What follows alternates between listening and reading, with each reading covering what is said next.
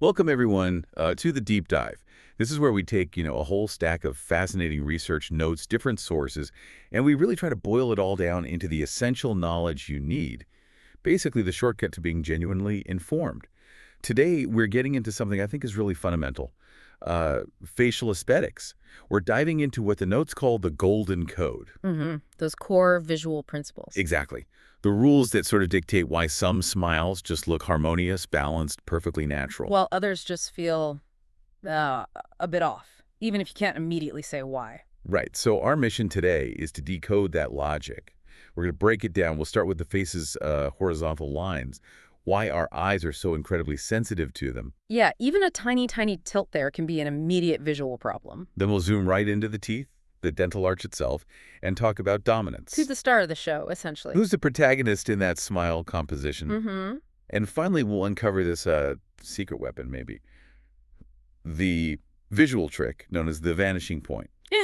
Which is absolutely key for giving a smile that dynamic, alive quality, not static. So whether you're, maybe a dental professional thinking about designing that perfect front tooth restoration. Or maybe you're just really curious about the science behind what we perceive as beauty. Yeah, prepare for a serious upgrade in understanding facial harmony today.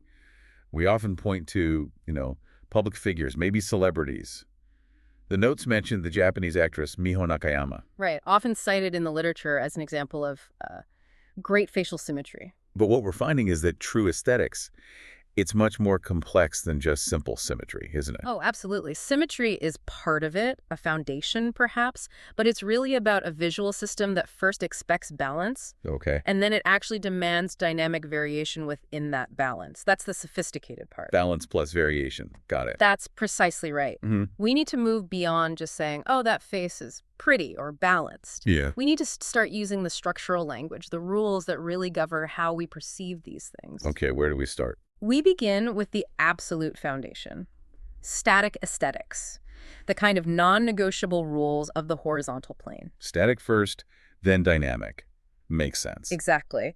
So for any kind of systematic facial analysis, which, is the starting point for any good dental planning, we rely on a set of critical horizontal reference lines. Okay. These are the lines our eyes use consciously or unconsciously to judge if the whole facial structure is symmetrical and, crucially, level. Level with the horizon, basically. Essentially, yes. The sources consistently identify 5 primary reference lines. Let's run through them, sort of top down. Right. First, you have what's sometimes called the air line. Think of the highest point of the scalp, or maybe the hairline if it's distinct. Okay, the very top. Second, the eyebrow line. Pretty straightforward. Third, the eye line. This is a really important one, often called the interpupillary line. It connects the centers of the pupils. Right, the line between the eyes. Feels very stable. It usually is, yeah. Yeah. Fourth, the nose line, running across the base of the nose, the alar base. Got it. And finally, fifth, the lip commissure line. That's the line connecting the 2 corners of the mouth when the face is at rest. So 5 lines, all stacked horizontally. And in an ideal face, they should all be perfectly parallel to each other and to the horizon. That's the ideal static framework, yes. But then, the moment the person smiles, Things change. things change, and we introduce a 6th line. And for us, particularly in dentistry, it's arguably the most critical, the incisal edge line. That's the line formed by the biting edges of the upper front teeth. Precisely. Now, here's the key question for our deep dive, the thing we really need to understand. Okay. Why is our visual system so incredibly, almost ridiculously intolerant of even tiny disruptions in this horizontal alignment, like a slight tilt in one of these lines? Especially the incisal edge line, I imagine. Especially that one. Yet at the same time, we seem to be much more forgiving of issues in the vertical dimension, like a slight shift in the facial midline. Yeah, that feels like a paradox, doesn't it? Mm. A midline shift seems like it should be a huge asymmetry, a major flaw. You'd think so, but the research consistently shows we barely notice small shifts there. Why is that? What's the visual psychology behind that difference? It's fascinating, and it boils down to this contrast the sources talk about. Cohesion versus dispersion. Cohesion and dispersion. Okay. Think about the vertical dimension first. The main vertical reference is the facial midline, right? From forehead down through the nose, philtrum, chin. Yeah, basically one dominant line. Exactly. There's a scarcity of strong parallel vertical lines next to it. So if that midline shifts, say, 1 millimeter to the left or right, Hmm. there aren't any immediate strong parallel structures right beside it for your eye to compare it against. It makes the shift visually difficult to register. There's no immediate frame of reference being broken. Okay, so the lack of adjacent parallel lines makes us less sensitive. Precisely. And the studies compiled for this deep dive, they found something quite remarkable, really. They suggest the vertical midline has to be shifted by approximately, get this, 4 millimeters before the average person, the lay observer, can reliably and consistently detect that something is off, that there's an asymmetry. 4 millimeters. That sounds massive in dental terms. It is massive. If you're a practitioner hearing that, it almost sounds like, wow, there's a lot of leeway there. Obviously, we always aim for perfection, for zero deviation. Of course, but wait, does that 4 millimeter figure hold true for a trained eye? Like, wouldn't a dentist or an orthodontist pick up a 2 millimeter shift instantly? Oh, absolutely. A trained eye, someone who looks at midlines all day, will definitely notice it sooner. We become highly attuned to it. But the fundamental point about the average visual mechanism remains. It's not highly sensitive to those vertical midline shifts because of that lack of nearby comparative references. The eye just doesn't have anywhere obvious to anchor that vertical movement against. Okay, that clarifies the vertical situation. Now contrast that with the horizontal plane. Right. Now think horizontally. We just listed them. Airline, eyebrow line, eye line, nose line, lip commissure line. That's 4 or 5 highly visible parallel horizontal lines right there. All stacked up. All stacked up. And then when a smile appears, boom, you add the 6th, the incisal edge line. What these parallel structures create is a powerful, profound sense of cohesion. They form this unified parallel framework across the face. Think of it like parallel railway tracks stretching across the visual field. Okay, I get that visual. A strong sense of parallel order, cohesion. Exactly. Now, what happens if just one of those tracks, one of those lines, tilts even slightly? It instantly looks wrong. It breaks the pattern. Precisely. If even one of these established parallel lines tilts, and this is especially true and critical for the incisal edge line, it instantly shatters that visual cohesion, and that broken cohesion immediately transforms into its opposite, dispersion. Dispersion. Meaning the tilted line acts like a visual disturbance. It pulls your focus away from the center, away from the harmony. It destroys that expected parallel relationship with the other stable lines, like the eyes and the mouth corners. The energy scatters instead of cohering. Wow. So cohesion is good, balanced. Dispersion is bad, unbalanced, distracting. That's a good way to put it. And the critical question then becomes, what's the tolerance level for that kind of disruption, for a horizontal tilt? Given the 4 millimeter tolerance for the vertical, what is it for the horizontal? The tolerance just plummets dramatically. The research suggests that if the incisal edge line shows a tilt or a cant, a deviation of even 1 millimeter, 1 millimeter. just 1 millimeter, it is very likely to be noticed immediately by most observers, even untrained ones. Whoa. So we're talking about a 4-fold decrease in tolerance compared to the vertical midline shift from 4 millimeter down to 1 millimeter. Exactly. That's the crucial distinction we need to hammer home. The horizontal alignment of that incisal edge line isn't just, a nice-to-have feature. It is arguably the #1 aesthetic non-negotiable rule. Why is the brain so unforgiving there? Because the brain instantly cross-references that tilted incisal line with the most reliable horizontal reference it usually has, which is the interpupillary line, the line between the eyes. It checks against the eye line. Yes. The interpupillary line is generally considered the most stable, most reliable horizontal reference on the face. So the brain sees the teeth tilting relative to the eyes, and it immediately flags that discrepancy, that dispersion, as fundamentally wrong, unaesthetic, unbalanced. Okay, so the stability of the eye line makes it the ultimate judge for the incisal line. In most cases, yes. That's why the interpupillary line is so often used as the baseline reference in facial analysis and smile design. We generally assume the eyes are level or establish their line first, and then we absolutely mandate that the incisal edge line must be parallel to it. No exceptions. No exceptions. Any deviation here suggests there's a really severe lack of balance, and it's universally considered the most critical rule in all of dental aesthetics. If you fail the horizontal parallelism rule, especially with the incisal edge, the entire aesthetic foundation is broken before you even start thinking about anything else. Rule number 1, keep it level, parallel to the eyes. Got it. Nailed it. Excellent. Okay, so we've established these really quite rigid foundational rules of static beauty, this absolute necessity for parallel horizontal alignment. But now we need to pivot, right? Yeah. Because as you said, perfect rigid symmetry can actually be, well, boring. Or worse, unnatural, stiff, almost robotic. Right. If we created a face or a smile where every single element was perfectly mathematically symmetrical and parallel, the result would likely feel manufactured, maybe even a bit creepy, Yeah. not alive. Exactly. Visual rigidity is the very antithesis of natural beauty. Think about natural forms, a flower, a tree, even a human face. They all possess subtle variations, slight imperfections. That's what makes them feel organic and alive. So we need to move towards the rules of dynamic beauty. Precisely. Dynamic aesthetics allows for, and in fact requires, strategic variation within the established rules of static balance. Okay, variation within the rules. What's that concept called? The sources term it dynamic unity. You still have the fundamental unity provided by the overall balance, like those parallel horizontal lines we just discussed, but you introduce dynamic elements, small variations, to prevent the whole picture from just freezing visually, to give it life. So how do we introduce that variation without breaking the whole thing? We just established a 1 millimeter tilt is a disaster. Right, we absolutely must avoid what we could call major destruction, like that catastrophic 1 millimeter tilt of the whole incisal plane. That creates dispersion, chaos. But to achieve life, to achieve that dynamic quality, we can permit and even plan for minor destruction. Minor destruction. That sounds, well, destructive. Maybe the term is a bit dramatic, but the concept is sound. It means controlled, planned, subtle variation. Not random error, but intentional small deviations from perfect uniformity. Okay, give me an analogy. The lotus flower example from the notes is quite good here. Think of a lotus. All the petals clearly belong to the same flower, right? They share a central unity, a common origin, and overall shape. Yeah, definitely a lotus. But look closely. Each individual petal might have a slightly different height, maybe a subtle curl at the tip, a slightly different angle relative to its neighbor. It's not perfectly uniform. Right, they're not identical clones. Exactly. And it's that controlled complexity, that subtle variation among the petals that gives the flower its visual dynamism, its beauty, its organic feel.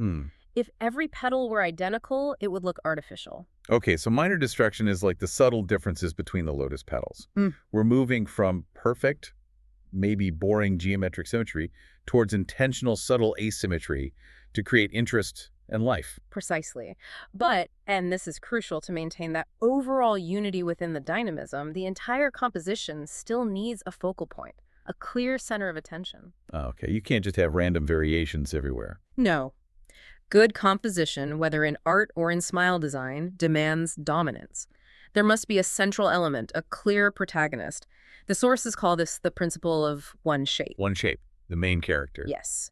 And in the oral composition, in the smile, the selection of that protagonist is absolutely non-negotiable. There's no debate. Who is it? The star of the show, the dominant force, can only be the two central incisors. The two front teeth. They have to be the boss. They absolutely have to be the boss. They carry the primary responsibility. They establish the center. They anchor the balance. They are the focal point that the eye is naturally drawn to first. And what about the other front teeth?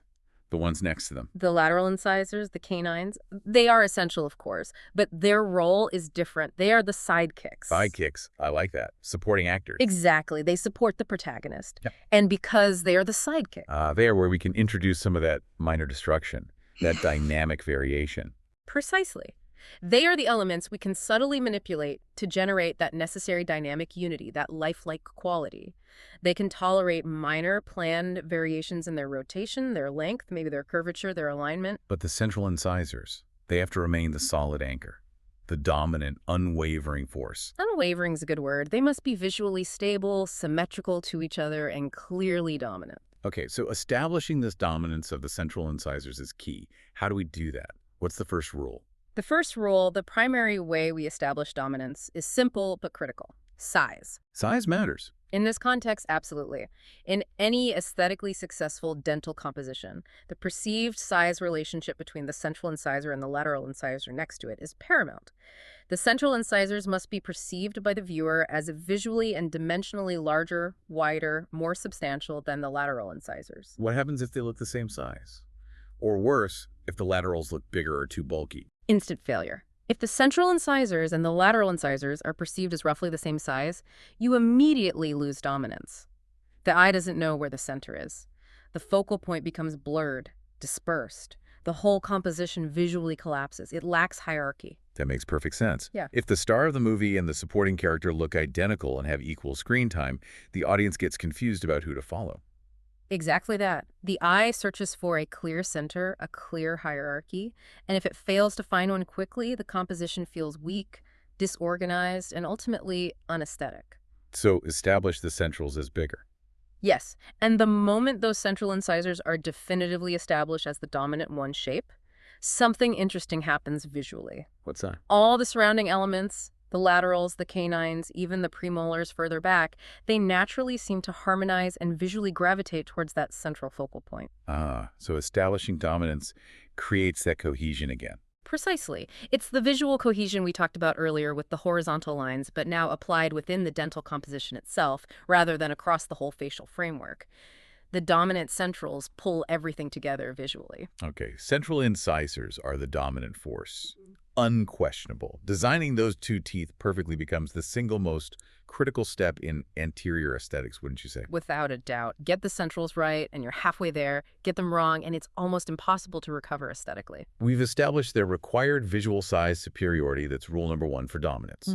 Let's transition naturally then to rule number 2 for the protagonist.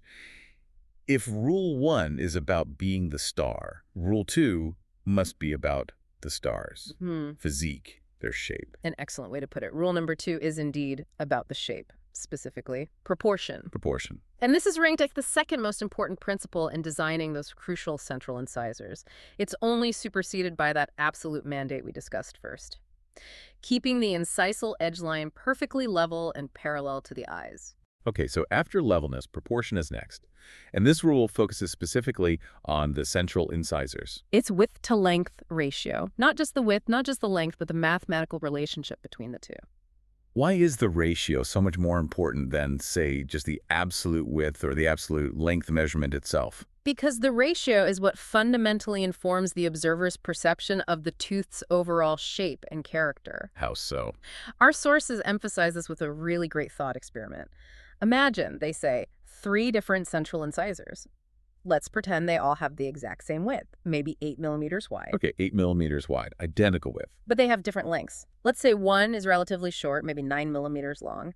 The second is average, maybe 10 millimeters long, and the third is longer, maybe 11 millimeters long. So 8 by 9, 8 by 10, and 8 by 11. Same width, different lengths. Exactly. Now, even though they all share that identical 8 millimeters width, how will they look to an observer? They'll look different shapes, right? Fundamentally different. The 8 by 9 millimeter tooth, the shorter one, will look visually wider or maybe squatter. It might be perceived as more masculine or perhaps more youthful in some contexts. Yep. The 8 by 11 millimeter tooth, the longer, more slender one, will inevitably look narrower overall, maybe more elegant, sometimes perceived as more feminine, or potentially associated with a slightly older appearance if it's excessively long. Wow. So just by changing the length, even when the width is fixed, you completely alter the perceived character of the tooth because you change the width to length ratio. Precisely. Manipulating this ratio is one of the primary tools we have to manage the visual personality, the overall impression of the smile. It's incredibly powerful. So is there an ideal ratio? What does the research or aesthetic consensus suggest is the most harmonious width to length ratio for a central incisor? Yes, there's a pretty strong consensus across the aesthetic literature. It points towards an ideal range for the width to length ratio of the visible crown of the central incisor. Generally, this sweet spot falls between 75% to 80%. 75 to 80%, meaning the visible width should ideally be about 3/4 of the visible length. Exactly. So for example, if you have a central incisor that is 10 millimeters long from gingiva to incisal edge, the ideal width for visual harmony would fall somewhere between 7.5 and 8.0 millimeters. What happens if you go outside that 75-80% window? If you deviate significantly, say you go below 70%, meaning the tooth is getting relatively wider compared to its length, it starts to appear too square, maybe too blunt or bulky, less elegant. Okay. And if you go the other way? Above 80 or 85%. If the ratio goes much higher, meaning the tooth is becoming very long relative to its width, it starts to appear too thin, too elongated. This can sometimes give an aged appearance, or in some cases look overly aggressive, almost like fangs if taken to an extreme. So sticking within that Goldilocks zone, that 75–80% window, is pretty essential for creating that perfect, balanced protagonist tooth. It really is. It provides a shape that is generally perceived as harmonious, balanced, and natural across most populations. It's a fundamental guideline for proportion. That level of specificity is exactly what we need for this deep dive. Fantastic. Okay, let's recap where we are. We've defined the non-negotiable static anchor. The horizontal line must be level. Rule 1, foundational. We've identified the star of the show, the central incisors, dominant through superior size. Rule 2, dominance established. And we've defined the star's ideal physique, the correct proportion, that 75–80% width to length ratio. Rule 3, shape defined. Now we arrive at the third essential concept needed for dynamic beauty. This one sounds a bit more artistic, maybe less mathematical. Illusion and the vanishing point. Ah, yes, this is where art and perception really merge beautifully in dentistry. It sounds entirely like a concept from painting or drawing, doesn't it? Vanishing point. That's about perspective, like drawing railway tracks disappearing into the distance. How on earth do we apply that to a curved line of teeth sitting right there in someone's mouth? Because our visual system, our brain, processes that dental arch using the exact same fundamental rules of perspective it uses for interpreting a landscape or a street scene. It's deeply programmed to interpret depth and distance cues. So the brain expects perspective even in the smile. Absolutely. The core concept here is gradation. It's the visual rule that states objects that are farther away from the viewer should appear smaller or shorter than objects that are close up. Okay, like buildings getting smaller down the street. Exactly. Now imagine you're standing metaphorically at the center of the dental arch looking outwards.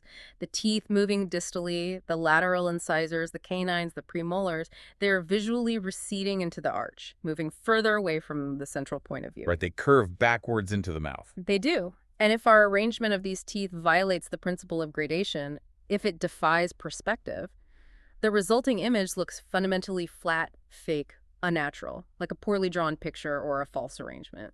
So what does adhering to the vanishing point rule actually look like in a real smile? How does it manifest? It means that the incisal edges of the front teeth, when viewed from the front, absolutely must not form a perfectly flat, straight, horizontal line across all the teeth. Why not? Wouldn't that be perfectly level? It would be level, yes, but it would defy perspective. A flat line would imply that all those teeth, centrals, laterals, canines, are exactly the same distance from the observer's eye, but we know they're not. They curve backwards. Ah, okay, so a flat line looks fake because it ignores the depth. Exactly. Instead, to respect perspective and the vanishing point, the teeth that are furthest from the center, distally, must appear shorter vertically than the teeth at the center, the central incisors.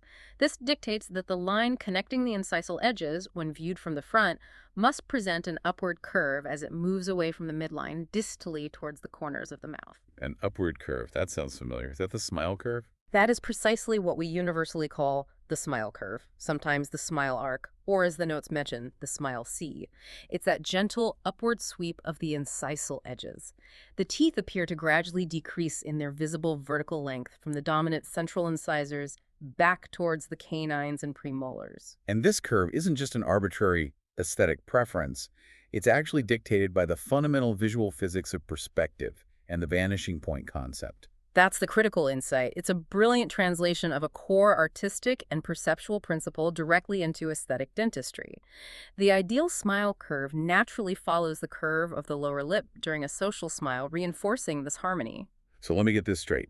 A smile that has a dead straight, flat, horizontal incisal edge across the front teeth that's actually aesthetically flawed. Correct. Not because it lacks symmetry or levelness in itself, but because it fundamentally breaks the rules of perspective and depth that our brain demands to see. You've got it. It looks like a cardboard cutout. Artificial. Lacking depth, lacking life. It doesn't respect the vanishing point. Okay, so we need that upward curve. What are the consequences then of violating the smile curve? What if someone accidentally creates, say, an inverted curve, where the lateral incisors maybe look a bit longer than the centrals, or the whole line dips down at the corners instead of rising? Violating the ideal smile curve, especially inverting it, has immediate and very undesirable visual consequences. If the incisal curve is too flat, just straight across, the smile often looks older, maybe more masculine or aggressive, sometimes just unnaturally heavy or toothy, as if the teeth are sort of pushing forward flatly. Okay, flat is generally bad. What about inverted, dipping down? An inverted curve where the line connecting the incisal edges actually angles slightly downward toward the corners of the mouth. That's generally considered the worst violation aesthetically. Why? What does it make the person look like? It instantly makes the person look sad or tired, maybe depressed or even unhealthy. That downward curve visually mimics the look of aging facial tissues or downturned mouth corners associated with negative emotions. It's a very negative visual cue. Wow. So getting that curve right, making sure it sweeps gently upwards, following the lower lip, that's vital for a positive youthful appearance. Absolutely vital. Controlling the depth and the flow of that smile curve, which is driven entirely by this vanishing point principle of gradation, is essential for generating a smile that reads to the observer as youthful, positive, healthy, and dynamic. Incredible how these artistic principles translate so directly. Okay, we have built our pillars now. Pillar 1, the static foundation, the absolute necessity of a level horizontal line parallel to the eyes. Check. Pillar 2, the dynamic center, establishing dominance with the central incisors through size and shaping them with ideal proportion, the 75-80% ratio. Check. Pillar 3, the dynamic flow, creating depth and life, using the illusion of the vanishing point to dictate the upward smile curve through gradation. Check. We have the core principle. So now we have to put it all together. We need to synthesize these principles into the final artistic step, the overall composition and arrangement, thinking about the whole picture. Exactly. This is where we bring all the elements together within their context. The arrangement needs to be seen as a complete artwork. And what's the context? What's the frame for this artwork? The immediate picture frame for the smile is, of course, the lips. Right. The lips frame the teeth. Yes, the teeth are the painting, the composition itself, and that composition must be placed correctly within the frame. It needs to be centered, respecting the facial midline we discussed. It needs to achieve overall balance within the lip frame, harmonizing with those parallel horizontal relationships. Incisal edge parallel to interpupillary line, smile curve relating to lower lip curve. So centering, balance, and respecting the frame. And the arrangement within that frame must honor the rules we just laid out. It must. If we honor dominance and the vanishing point, the final arrangement absolutely has to show that clear size difference between the protagonist centrals and the sidekick lateral scannings. And it must display that gentle upward curve of gradation, the smile curve dictated by perspective, not a flat line, not an inverted line. This makes sense. And this framework probably helps explain why some smiles we see, maybe older dental work or certain natural variations, just look wrong. Absolutely.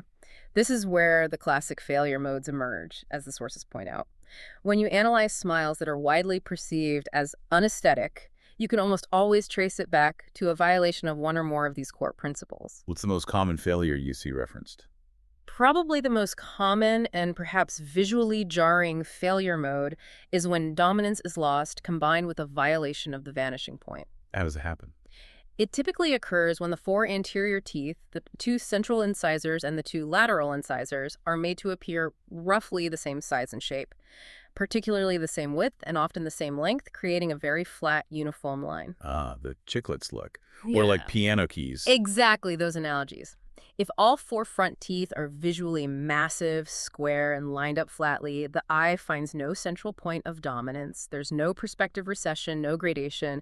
The arrangement just screams manufactured, artificial, fake. It looks monotonous, doesn't it? It completely lacks that minor destruction, that subtle variation we said was necessary for dynamism in life. Precisely. It's visually boring and fails the rules of natural perception.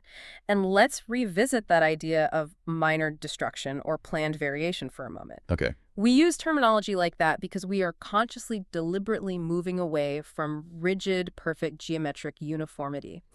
This planned minor destruction is actually the key difference between something that looks like a mass-produced, machine-made product and something that looks like a bespoke, natural, or artistically crafted piece. It's the touch of humanity, of organic variation. So how do we apply this concept in practice when arranging teeth? Where do we introduce these subtle complexities? We apply it primarily through the sidekicks, the lateral incisors, and the canines. They are our main vehicles for introducing dynamic unity. Give me some examples. Okay, well, we can achieve a more dynamic look by, say, slightly rotating the lateral incisors just a tiny bit inward, mesially. This makes them appear to recede into the arch a little faster than they physically are, enhancing the perspective effect. Subtle rotation.